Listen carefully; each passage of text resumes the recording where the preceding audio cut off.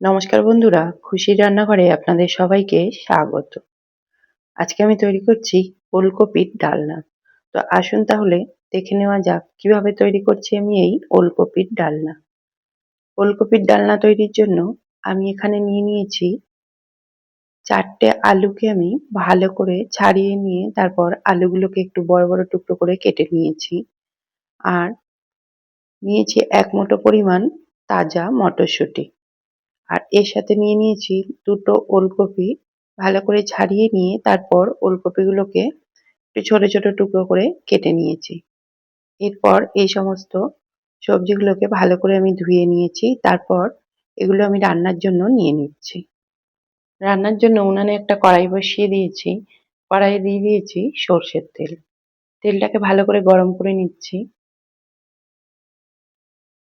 তেলটা ভালোমতো গরম হয়ে গেলে তেলের মধ্যে দিয়ে দেব কিছু গোটা মশলা। এখানে আমি নিয়ে নিয়েছি 2টো লবঙ্গ, একটা ছোট এলাচ আর একটা ছোট দারচিনির স্টিক। এই গোটা গরম মশলাগুলো তেলের মধ্যে দিয়ে দিলাম আর দিয়ে দিচ্ছি সামান্য একটু গোটা জিরে।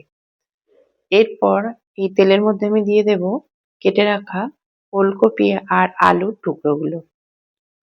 দিয়ে গ্যাসের ফ্লেমটাকে মিডিয়ামে করে দিয়ে এই ওলকপি আর আলুগুলোকে তেলের সাথে একটু নাড়াচাড়া করে নিচ্ছি।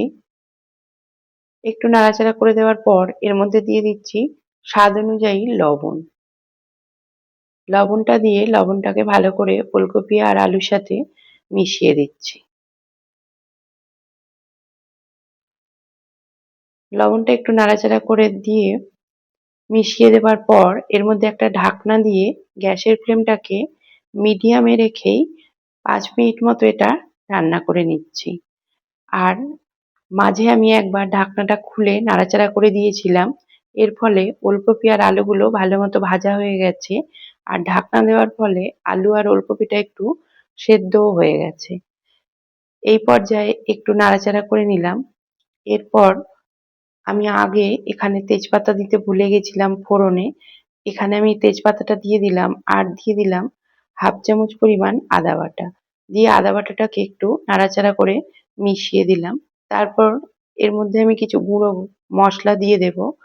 দিয়ে দিচ্ছি 1/2 চামচ পরিমাণ ধনে গুঁড়ো, 1/2 চামচ পরিমাণ জিরে গুঁড়ো, 1/2 চামচ পরিমাণ দিয়ে দেব হলুদের গুঁড়ো আর 1/2 চামচ পরিমাণ দিয়ে দিচ্ছি লঙ্কা গুঁড়ো। ঝালটা অবশ্যই আপনারা আপনাদের প্রয়োজন অনুযায়ী দেবেন। সামান্য একটু জল দিলাম আর দিয়ে দিচ্ছি একটা টমেটোর পেস্ট। দিয়ে এই মশলাটাকে আলু আর ওলকপির সাথে ভালো করে একটু কষিয়ে নিচ্ছি। গ্যাসের ফ্লেমটাকে মিডিয়ামে রেখে এই মশলাটাকে 3 থেকে 4 মিনিট একটু কষিয়ে নিয়েছি। তো দেখুন মশলাটা ভালোভাবে কষানো হয়ে গেছে। এই পর্যায়ে এর মধ্যে আমি দিয়ে দেব জল। জলটা দিয়ে ভালো করে জলের সাথে একটু ওলকপি আর আলুগুলোকে মিশিয়ে দিচ্ছি। একটু মিশিয়ে দেওয়ার পর এর মধ্যে দিয়ে দিচ্ছি মটরশুঁটিগুলো।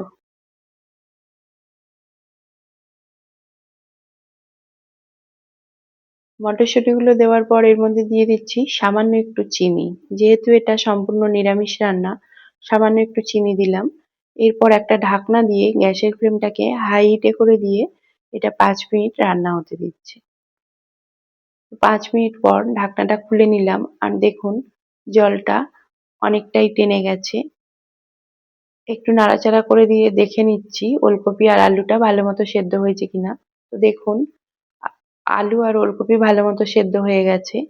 এই পর্যায়ে এর মধ্যে আমি দিয়ে দেব 1/2 চামচ পরিমাণ গরম মশলার গুঁড়ো আর দিয়ে দিচ্ছি 1/2 চামচ পরিমাণ ঘি। ঘি আর গরম মশলাটা দিয়ে ভালো করে একটু নাড়াচাড়া করে মিশিয়ে দিচ্ছি।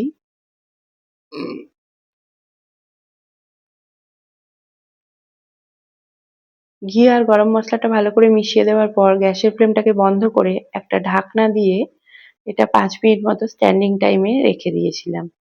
5 মিনিট পর ঢাকনাটা খুলে দিয়ে আবারও একটু নাড়াচাড়া করে দিচ্ছি।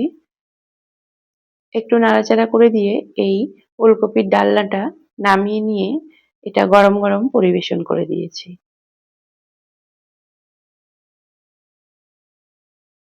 দেখুন বন্ধুরা, এই আলু ওলকপির ডালনাটা কত সুন্দর দেখতে লাগছে। আর এই ওলকপির ডালনাটা খেতে কিন্তু খুবই সুন্দর হয়। ভাত বা রুটি, পরোটা সবকিছুর সাথেই খেতে খুবই সুন্দর লাগে। তো বন্ধুরা, আজকে আমার এই সম্পূর্ণ নিরামিষ ওলকপির ডালনা আপনাদের কেমন লাগলো অবশ্যই মতামত জানাবেন। যদি ভালো লেগে থাকে তাহলে একটা লাইক দেবেন। আর যদি আমার চ্যানেলের নতুন বন্ধু হয়ে থাকেন তাহলে আমার এই চ্যানেলটি সাবস্ক্রাইব করে দেবার অনুরোধ রাখলাম।